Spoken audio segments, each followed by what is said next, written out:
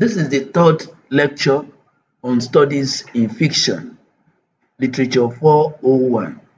In this lecture, attention is given to the theoretical approaches to studies in fiction.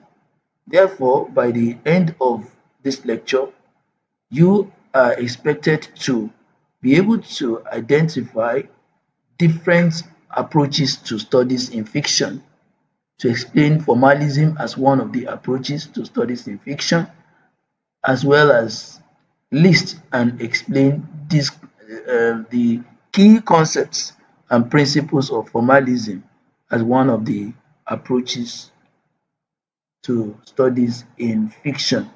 When we say theoretical approaches to studies in fiction, we are talking about the models that can be used to interpret works of fiction. That is, what are the processes we can follow when we pick up a fictional text to carry out some literary criticism on it. So there are several approaches to studies in fiction. We have formalism, we have structuralism, we have feminism, and the rest of them. In this lecture, we are going to look at formalism as one of the approaches to studies in fiction.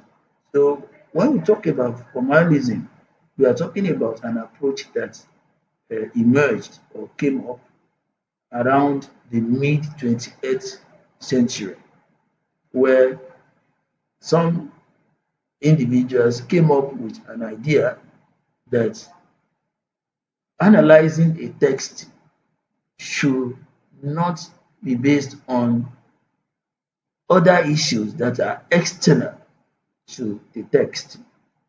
Rather, attention should be given to the internal structures, language, imagery, symbols, and other literary devices that are used to put together the fictional work. So the person analyzing, the analyst, is not concerned about the external factors like the author's biography or some historical context that surround the writing of the text. Much attention is given to the internal structures, how the work is narrated, in what point of view is the story presented, what are the characters there, what form of characterization does the author adopt. So much attention is not given to who wrote the work, the background of the author, the experience that led to the author writing the work. Rather, emphasis is on the work itself, the features that make the work to be unique in itself. So we are talking about the intrinsic qualities of the work. So our attention is not on the author or the social or cultural context that can be traced to the work when we are interpreting the text. So the attention is on the text itself, the uniqueness, the aesthetic experience that that work offers. What makes that work to be different from any other text of its level? That is what formalism is all about. So when somebody picks up a text to analyze, is expected to look at what makes up the work. Everything that's going to be said about the work should be on the work. Who wrote the work is of no concern. Attention is given to the work from the beginning to the end, the work as a whole, not about other issues that are connected to the work. Now, we want to look at the various concepts or principles of formalism. The first one there is close reading. When we talk about close reading, we we are talking about how the analyst should read the work is going to analyze. So while doing this, meticulous examination is given to the text. The analyst pays close attention to details such as word choice, imagery, syntax, and narrative structure. So everything about the work, as the analyst is reading the work, he pays close attention to the choice of words the author has made, the images the author has employed, the grammar, the internal structure of words that the author has decided to make use of while narrating the story. So for good analysis of the text, it is expected of the analyst to carry out close reading, close studying of the work so that he is able to bring out deeper meanings and patterns that could be found or can be found in the text. So much emphasis is on the meanings that are not physically present, the indirect information that can be derived from the text. You don't just read for the sake of reading, the not for the sake of entertainment, but for the sake of bringing out the meaning, deeper meaning, the intention, the meaning, the interpretation that is expected of the reader to bring out while going through the work. Another principle under formalism is organic unity, in which the analysis sees the work, or the analyst goes through the work as an integrated whole, a united work, a coherent work, not something that is not connected from the beginning to the end, from one chapter to another chapter. There, the work is seen as a complete whole, not as an excerpt, not like a pieces. Not is not the analysis is not done in piecemeal. The entire work is looked at as a complete work. Though the work may have several chapters, may have different divisions, but all these divisions are connected. They have interconnection. There is cohesion in the work. So when one is analyzing, one is expected to analyze the work, study the work as a complete text, not taking a part out of the whole, but looking at the whole text as a united work, as a united work of narration. Another principle under formalism is defamiliarization. When we say defamiliarization, we can say the opposite of familiarization. When we are familiar with something, it means there is a connection between our experience and that particular thing or event. But as a formalist who is analyzing a particular work or fiction, the person, the analyst, is supposed to take himself far away from the work, take self out of his analysis. The reader reads not as somebody who is familiar with what is there. He reads as someone who is gathering, as it were, new information. He will not analyze the work based on his personal experience, based on what he has read before, based on what he has heard before, based on what he has been told before. No, The analyst looks at the work as something that is new, something that is not familiar, something that is different from the experience he has had before.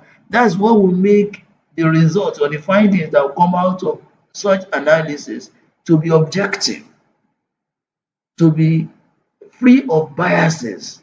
But in a situation where someone is analyzing a particular text or fictional work based on what he has heard, what he has read, what he has experienced, personal feelings, personal experience will becloud the findings that the person will come out with. So defamiliarization as a principle under formalism encourages readers to read in such a way that they will gather new information. They will get new interpretations to the images that have been put together to form what that can be found in the work of art. The narrative techniques are used to give us some new experiences. So we should not we should separate ourselves, our past experiences, what we have known from what we are reading. We should read like someone gathering a new experience. Another thing under formalism is paradox and ambiguity. Since formalism believes that the interpretation of a text should not have any connection with anything that is outside the work, but rather from the work itself. That means that the work can be interpreted to to have as many meanings as possible. There is no single meaning that is supposed to be attached to what is being read.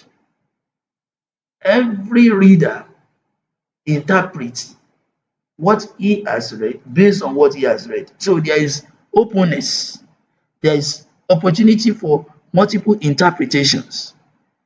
Readers are engaged in active meaning making. What Mr. A makes from the text may be different from what Mr. B will make from the same text. Therefore, paradox and ambiguity are accommodated under formalism so that there will be opportunity for openness, for objectivity, for interpretation that is not controlled by personal experience, by external factors. Rather, everything that is made out of the text has to do with the internal structure or what the text is all about, the internal structure of the text. The last aspect of the principles of formalism or under formalism as an approach to studies in fiction is intentional fallacy and affective fallacy. That means that as a formalist analyst, we don't believe that the idea of the author is the intention of the work. The emotion of the reader it does not make much if does not contribute much to the interpretation of the work. If somebody is saying that what the person has written is based on his personal experience or the work should be interpreted based on his personal experience, this theory or this approach is disagrees with that opinion. So the argument is that the meaning of a work should be derived solely from the text itself rather than from external factors of subjective responses. So what we get from the work is objective. What Mr. A derives from the work it may be different from what Mr. B derives from it. But if everybody has been made to look up to one source for interpretation, the interpretation will have been subjective. But for formalism, interpretation is based on what one has read. What do you see there? How can you make meanings from what has been put together to form a complete text? not about what you have heard, what you have read, what somebody has said. So, in this lecture, we have looked at one of the approaches to studies in fiction, and that is formalism. And emphasis here is that while reading a text, while analyzing a text, the reader is encouraged to analyze objectively by putting aside his personal experiences, the contextual information surrounding the writing of the book, or the experience of the author of the book. All those ones will not contribute to the analysis of the text in order to avoid subjective responses. But everything that's going to be interpreted will be interpreted. Every interpretation that will come out of the text will be determined by the internal structure of the text. And that can give readers as many interpretations as possible. So we have come to the end of this third lecture under Literature 401. Questions are there as usual following this lecture as well. You are advised to go through those questions, provide your answers. In a session where you don't score as much as expected of you, you can go through it again, go through the lecture again before you try answering the questions, maybe the second or third time. So we are, as usual, I appreciate you for taking your time to listen to the lecture, and I believe that the objectives earlier stated have been actually achieved. You should be able to mention one or two approaches to studies in fiction, and in this case, formalism, explain what formalism is all about, and be able to differentiate formalism from other forms of or other approaches to studies in fiction. Thank you very much.